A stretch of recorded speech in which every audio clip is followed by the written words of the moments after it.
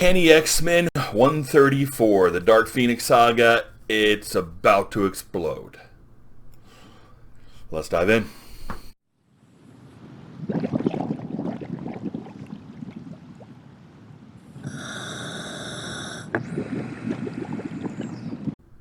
Welcome back to Longbox Diving, where we explore comics and story arcs pulled from the long box.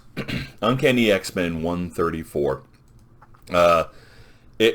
Things are about to explode. That's it. We're about to see the Dark Phoenix. So we start out. Remember, last episode, an issue, the group had gone into the Hellfire Club. They all got captured. Wolverine was alone, and he was able to fight his way into the room. Scott was on the astral plane inside of Jean's mind, fighting Weingard, sword to sword, and Weingard stabbed her through the chest, and boom, Cyclops falls over on the ground. So we pick up there. Now, here we see Cyclops starting to stand back up. They said Cyclops is dead, but here he is. He's not really dead. It was just an astral plane stabbing through the chest, which doesn't actually kill you. Just kind of hurt your brain a little bit, gave him a little migraine. He should be fine in a few days, but he's standing up. And Weingard's like, "I hope you learned your lesson, Cyclops." What a jerk. All right, so Jean Grey, and we're kind of flipping back and forth in between what's reality and what's not reality. We see the X-Men with Cyclops and Storm and Nightcrawler and Colossus, and they're in the uniforms and what they normally look like when they're armored up and the headgear and without the red ruby face wraparound thing that they put on him. And then back into what Weingard's trying to show him, this colonial era look for a plowboy and a slave and a pirate and, colonial craftsman type thing. And then we see what Jean Grey looks like as the Hellfire Black Queen. And then we see her, what she's known as the Phoenix. We see Weingard, the illusion of Weingard, and we actually see Mastermind. And we're going back and forth through this stuff. And the other inner circle is Donald Pierce and Harry Leland, and Sebastian Shaw. And so just at this moment, Wolverine. Now remember, Wolverine was beat by all those guys down in the ballroom, but they looked like he was out for the count. But he comes crashing through the door with guys standing on top. He looks like he's Bendis, I forgot his name, running back, Pittsburgh Steelers, where everybody was like on his back. And he just ran with carrying people on his back. And that's what it looks like. Wolverine just crashes into the room. Jean Grey kind of flares up with her telekinetic powers, and she throws Wolverine over here. Big crash, bang, boom. But then you see a thin line of power that comes back to Cyclops' mask and pops the lock. I should put it in the camera. Pops the lock right there, right? And then he turns and looks where Donald Pierce is and shoots the eye beam, and it blows the mask into the back of Donald Pierce, swings over this way, and he breaks the chains on everybody. So now our team, the X-Men, is free. He looks over and bam, hits Harry Leland, throws him through the wall, down across the floor onto the bottom where all the party goers are. Now, the Hellfire Club is getting ready to fight. Wolverine's going to take Harry Leland because Harry Leland is the one that caused Wolverine to crash to the floor in that last issue. And so now he's going to take care of Harry Leland. Now, Cyclops is shooting laser beams at Sebastian Shaw. Not sure that's going to help any much. Now, Colossus takes on Donald Pierce, but Donald Pierce is almost as strong as Cyclops, being that he's a Colossus. I'm sorry. Colossus takes on Donald Pierce, but Donald Pierce is just... Excuse me, again with the cough. So Donald Pierce is actually a cyborg, so he's kind of almost the same, you can fight on the same level with Colossus.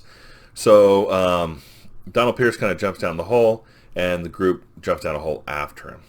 Now we have Wolverine. He dives off the balcony, throws his claws out. Donald Pierce, or Harry Leland, on instinct, goes like this and actually makes Wolverine geometrically heavier. And he's like, bad move, bub. And he just crashes right through Harry Leland, right this, and through the floor, down. I mean, it was crazy. So Sebastian Shaw had gone down the hole as well, and Nightcrawler grabs him. And now this is an interesting way to fight Sebastian Shaw, being that nothing can actually any kinetic force hit against him. But if you teleport and you keep him, tripping him, and etc., you can kind of tie him up for a little bit. I don't think you're going to actually beat him that way. Now we flip over to Beast. Now Beast is actually part of the Avengers at this time, and he's on duty, and he sees the alert. Police at the Hellfire Club saying the Hellfire Club is being attacked by the X-Men. Now he knows the X-Men wouldn't have done that. That's not the way the group operates. So he takes off, instead of alerting the Avengers, which he should have done, he takes off to go help his old buds. Now Colossus is still fighting Donald Pierce, and this is where Donald Pierce, Colossus just rips his arm off, but Donald Pierce is able to shove the electrical wires that are in the arm right into Colossus's eyes, and it kind of knocks him for a loop for a second. And down below, Nightcrawler's like doing acrobatic twirls, and he's got Sebastian Shaw up in the air. But again, Sebastian Shaw just got a hand on him, and boom, that's over. And then we got Storm comes in, and Storm tries to free Sebastian Shaw, but he just grabs Nightcrawler and throws it at her, and he knocks her down. Now he is weakened. He's still trying to get away. He runs into Donald Pierce, and they're like, you know what? This battle's lost. Let's get out of here, and we will fight again the next time. And so upstairs, Cyclops is doing his best to try to get everybody, clear everybody out. They don't want innocent bystanders to actually get hurt in this. That's not what they're there for. They were there to find out about the Hellfire Club. And the Hellfire Club started this. But all the lights go out.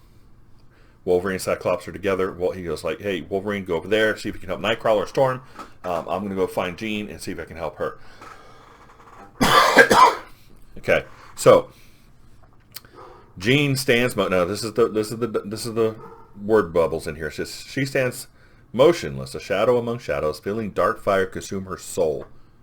Her face is supernaturally calm. Her face lies. Jean Grey is terrified, more afraid than she's ever been, because she knows what is happening to her and she cannot stop it. And then we get her looking at, we see her looking at Jason Weingard, and Jason Weingard's looking around the corner. He's trying to escape, get away from the X-Men, but she's there and she is starting to power up, and we've got the telekinetic stuff going around, and she's like, your power is nothing compared to me. And she slams him with the claw, like she had done with the White Queen. And she slams him like that, sold up against the wall, comes up and grabs his mind tap mechanism and crushes it, and then she just basically blows his mind away. And you can actually see her. It's like all demonic looking, really mean. And it gets down to his eye, and you can see like the whole universe into his eye. She basically wipes his brain. It's gone. And then we get a nice peek of inside his brain at the time, and he is totally fried. He's like, you can see like the whole universe of stuff. Like he's up, it's got the stars within him, and basically get back to him. He's just drooling. She fried his brain. And now she's like, I got a headache. I'm not feeling good. And so we get the whole team running down the hallway, trying to get out. They escape the building. It's pouring down rain outside. And they all get into the jet. And she's like, still her brain. But she goes, okay, Scott, your minds are open to me, and I know your feelings and your thoughts, but it's too late.